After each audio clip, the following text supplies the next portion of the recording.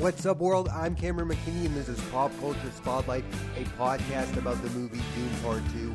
Here's a quick synopsis. While the House of Harkonnen believes him to be dead, Paul Atreides on Arrakis prepares the Fremen for war while reluctantly taking his place as their leader. The film stars Timothe Chalamet, Austin Butler, Zendya, Rebecca Ferguson, Florence Pugh, Josh Brolin, Javier Bardem, Christopher Walken, Dave Bautista, and Stellan Skarsgård. Standout performances. I don't know how others feel, but the best performance in Dune Part 2 comes from leading actor Timothe Chalamet, and I'm one of the biggest fans of Call Me By Your Name, and Dune Part 2 takes the mantle for me as his best performance. He brilliantly plays the reluctant hero Paul, and by the end, when he's uber confident, Chalamet was once dubbed the next Leonardo DiCaprio, and I believe his last two films are getting him there. Wonka has made over $600 million, and now Dune Part 2 opened up to $198 million. That's what Leo has that others don't, is consistent box office success. Chalamet, to me, definitely has Oscar wins in his future, and his box office dominance is going to continue. He picked the absolute best franchise in Dune to lead. Then on the other side of the coin, you have Austin Butler, who has perfectly executed the How to Become a Movie Star playbook. First, he gave a scene-stealing performance in Quentin Tarantino's Once Upon a Time in Hollywood. Then he played an icon in Elvis, getting his first ever Oscar nomination with the movie that made close to $290 million. And this year, he's been the co-lead of the Apple historical epic series Masters of Air, and now he's the villainous Fade Rotha in Dune Part 2. Think about the actors whose best roles are villains. Just to name a few: Gary Oldman in The Professional, Joaquin Phoenix in Gladiator, Javier Bardem in both No Country for Old Men and Skyfall, and Heath Ledger in The Dark Knight. And Butler, like those actors before him, really goes for it as Fade Rotha, and I couldn't have enjoyed it anymore. He's there to be an agent of chaos and does so perfectly. Chalamet will next star in A Complete Unknown as Bob Dylan, and Austin Butler is going to star in Jeff Nichols' The Bike Riders, and it was recently announced that he will be a part of the cast of Ari Aster's next film, Eddington, with Joaquin Phoenix, Emma Stone, and Pedro Pascal. Zendaya as Chani was mostly a vision in the first Dune. Now she gets to play a fully fledged person, and this is weird to say, but her biggest strength as a performer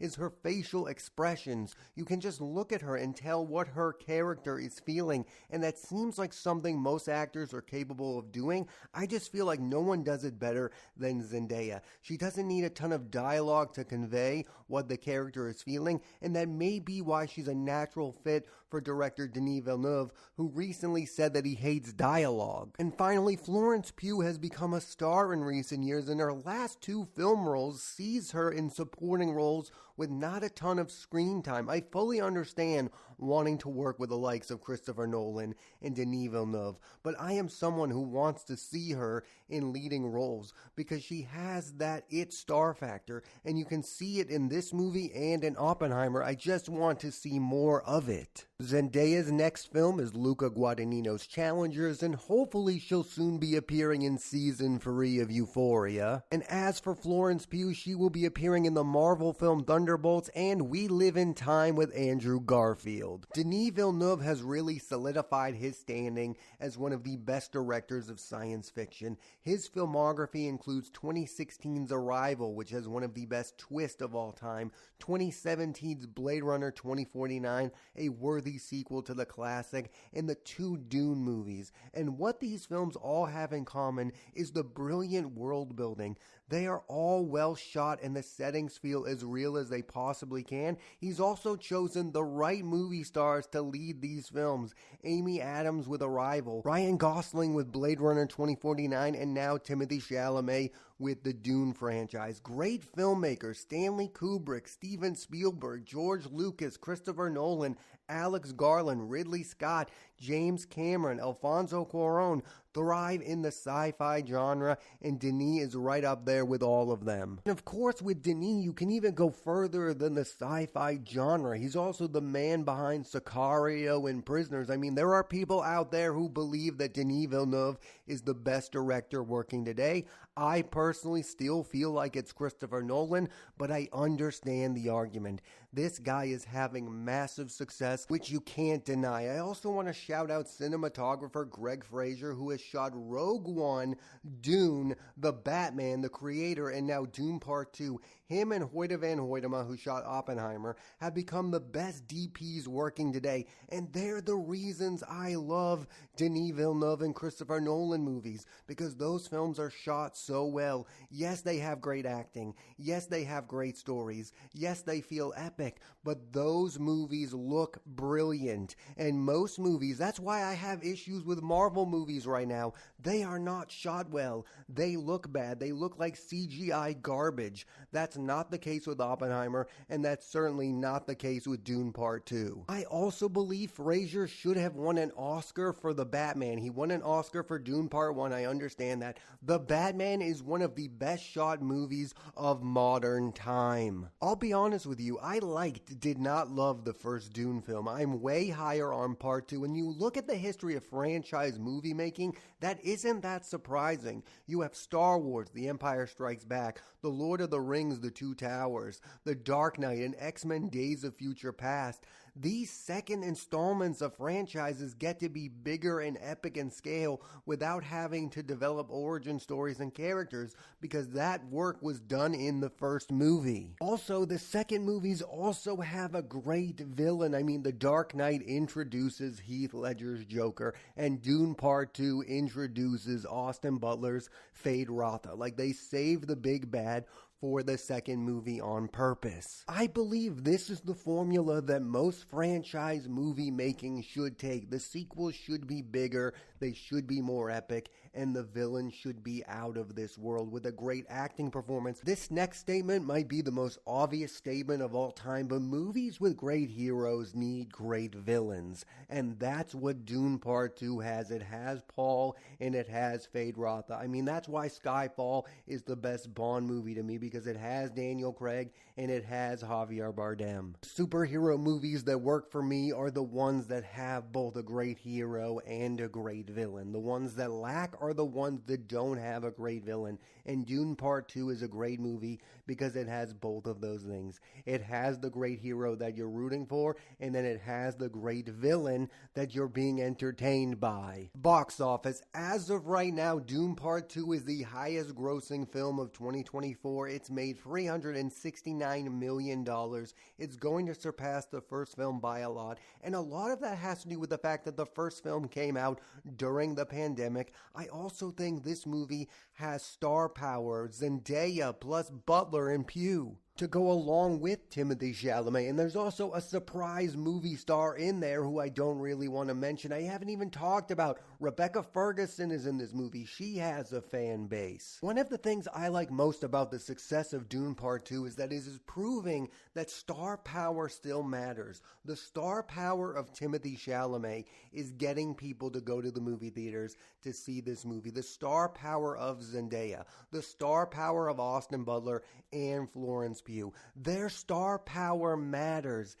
Maybe they couldn't sell this movie on their own, but together that star power united is getting this movie to be the biggest movie of the year so far. And I hear all the time that movie stars don't exist. These four people are movie stars. I'm really excited to see if Zendaya can sell a movie like Challengers on her own. But she is part of the reason why people are going to see Dune Part 2. I believe these four performers are going to be a big part in the future of Hollywood. Timothe Chalamet is going to be maybe the face for the next decade and a half. Austin Butler is going to remain in the mix.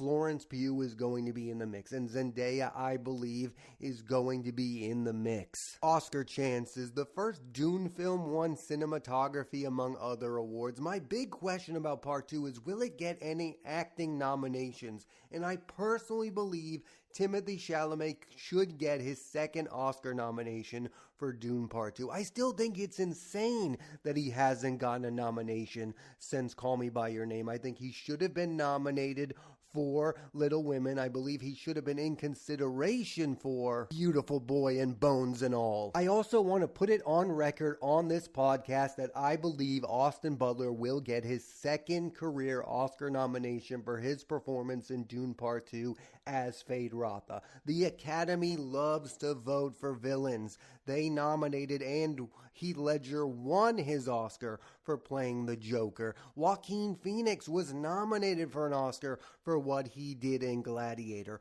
Austin Butler is going to get a Best Supporting Actor nomination. You heard it here first. And I also believe that Zendaya should be in consideration for her first acting Oscar nomination. I mean, she's a 2-time Emmy winner. This is her best performance on film yet.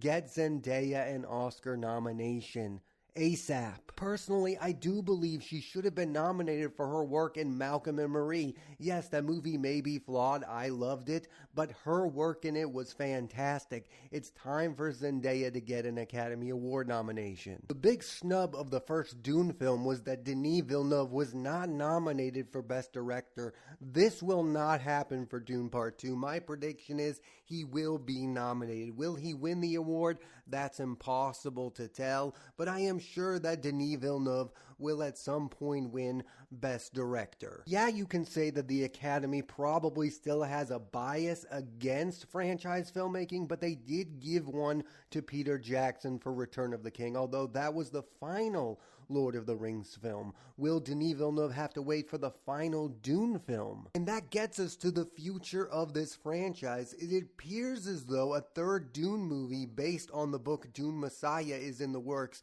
and I would love for that to happen if it means a bigger role for Florence Pugh. I want to see her share screen time with Zendaya. I mean, these are two of the most exciting actresses working today. Now I want to talk about why I believe that Dune is being uber successful, because there is one man at the helm of it, and that's Denis Villeneuve. He is the one deciding the present and future of the Dune franchise. And that's where other franchises begin to weaken, as they don't have one man at the helm of it. That's why the recent Star Wars movies fell apart. They began brilliantly with J.J. Abrams, then they switched to Rian Johnson, and then they went back to J.J. Abrams. There was not one clear vision with the Rey-led Star Wars movies. That is not the case with Dune. There is a clear vision. Denis Villeneuve knows where he's going with this franchise, and you can tell in every scene that there is a purpose, there is a direction. He knows where it's all leading to.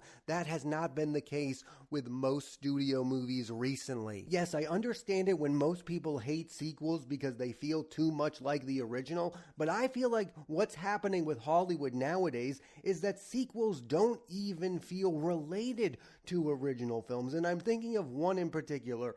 I love the first Doctor Strange film with Scott Derrickson. I love that movie. It reminded me of Inception, a movie that I love, and then the sequel, The Multiverse of Madness. I could not despise that movie anymore, and that movie is directed by Sam Raimi, a filmmaker I loved, but clearly Sam Raimi did not feel the need to connect that movie to the original film. And Marvel letting go of Scott Derrickson and not going with his vision is why that movie failed. And the reason that Dune is succeeding at the level that it is, because it is the vision of Denis Villeneuve. That's why Christopher Nolan's Batman trilogy is brilliant, because it's Christopher Nolan's Batman trilogy. They never switched directors. They never switched the vision. There was one man at the helm of it, and he knew how he wanted to begin it, and he knew how he wanted to end it. That's why the original Star Wars trilogy is brilliant, because it was George Lucas's vision. That's the key to these franchises, is have one director at the helm who knows where to begin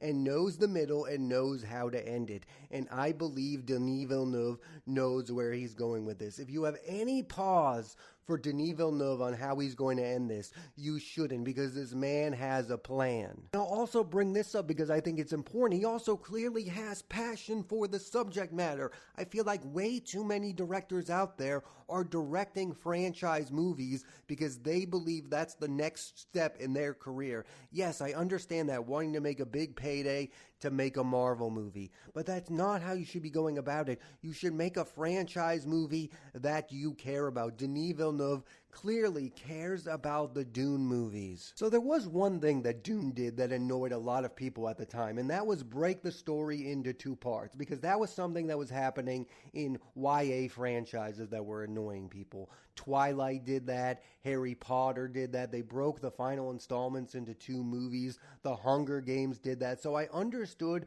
why most people were annoyed by this decision, but after watching Dune Part 1 and Dune Part 2, I fully understand why they had to break this movie into two parts. There is no way they would have been able to fulfill all of that in one movie unless it was 4.5 hours long, and nobody would want to sit through that. So I think Denis Villeneuve made the right decision to split that book into two movies, and I believe that was the flaw of the David Lynch movie, is that David Lynch tried to put all of that into one film.